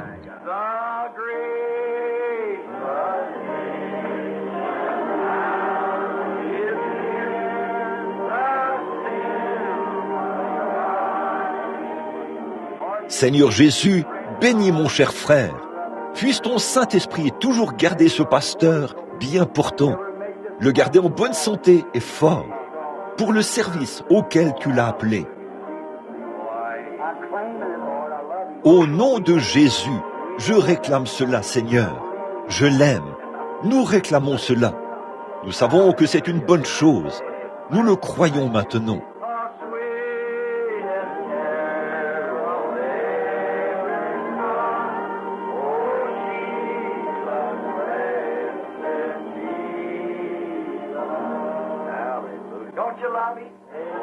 Ne l'aimez-vous pas? Pensez-y. Ici, maintenant même, une œuvre a déjà commencé dans votre corps, en vue de votre guérison, parce qu'il a promis que cela arriverait. Et maintenant, voyez, avez-vous saisi ce que je disais ce soir? En avez-vous compris l'énigme?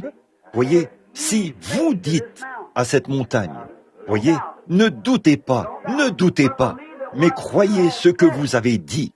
Maintenant, regardez bien, en moins de 5 minutes, toutes les mains se sont levées pour témoigner qu'une œuvre avait commencé en eux à l'instant même. Oh là là, le voilà, c'est ça. Qu'est-ce que c'est? La présence du grand médecin. Oh, levons les mains vers Dieu et chantons-le de nouveau.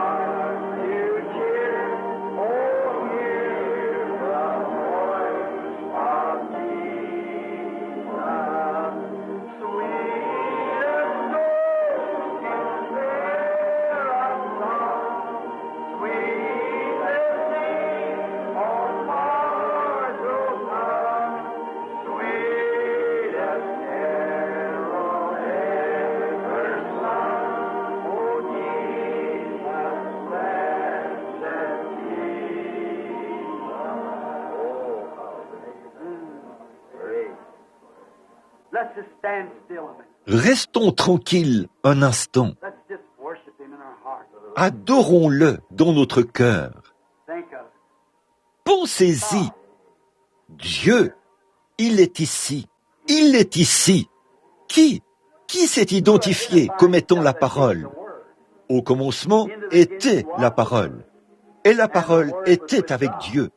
Et la parole était Dieu. Et la parole a été faite chair. Et elle a habité parmi nous, la même hier, aujourd'hui et éternellement. La parole est plus tranchante qu'une épée à 2 tranchants. Elle discerne les pensées et les intentions. La raison pour laquelle vous êtes venu ici, la raison pour laquelle vous êtes ici, qui vous êtes, cela identifie Jésus-Christ comme étant le Messie. Et aujourd'hui, elle l'identifie comme étant le même Messie, hier, aujourd'hui et éternellement. Le grand médecin qui est ici, qui a dit, voici les signes qui accompagneront ceux qui auront cru. S'ils imposent les mains aux malades, les malades seront guéris. Et si vous dites à cette montagne, ôte-toi de là, et que vous ne doutez pas dans votre cœur, mais que vous pouvez croire, s'il peut créer des écureuils qui ne peuvent croire en aucun cas, ni n'en ont la faculté. C'est ma propre foi qui s'élance pour produire cela. Ma foi dans ce qu'il m'a mis au défi de demander. Il m'a mis au défi de demander cela. Et j'ai accepté de relever son défi en obéissance à sa parole. J'ai demandé cela et c'est apparu. Dieu dans le ciel sait que c'est vrai. Ne peut-il pas aussi guérir les malades? S'il peut m'élever à ce niveau-là, avec une foi jusque-là, même pour les gens, même s'ils ne peuvent pas monter jusqu'à ce niveau-là, s'ils ne peuvent pas y parvenir, il peut utiliser ma foi. Il peut m'élever jusque-là et je monte pour vous. Je crois pour vous. Je parle pour vous. Je suis votre frère. En tant que votre frère, je me tiens là comme un intercesseur, essayant de mon mieux de vous porter devant Dieu. Et je me tiens ici, juste devant le trône blanc, en ce moment même. Et plantant je pointe mon doigt vers ce sacrifice sanglant qui est là, et je déclare par son nom que c'est accompli. Cela doit arriver, et cela doit arriver. Vous savez que c'est arrivé. Je sais que c'est arrivé. Vous savez aussi que c'est arrivé, et que c'est vrai. C'est exact. Amen.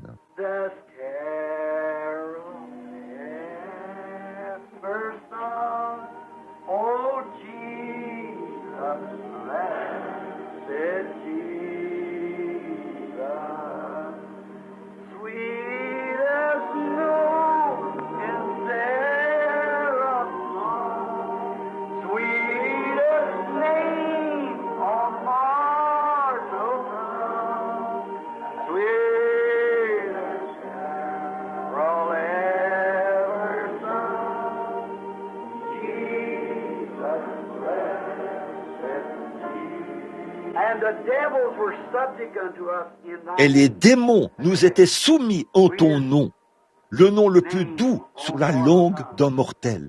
Les démons, cela ressuscite les morts, cela guérit les malades, cela purifie les lépreux, cela chasse les démons, cela fait des chrétiens. Il n'y a aucun autre nom sous le ciel.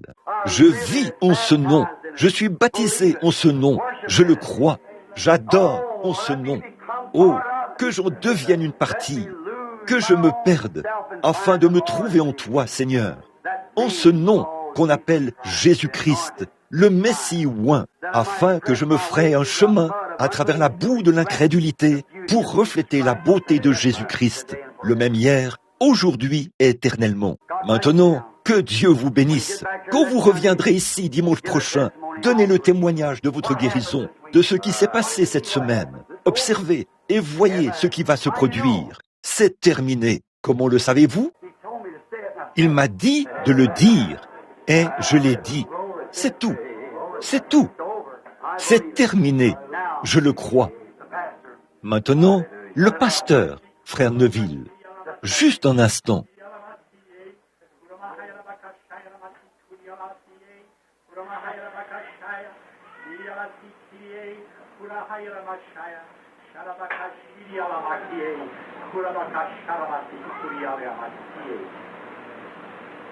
Is not my word real in the hearts of those to whom I will reveal it, saith the Lord thy God?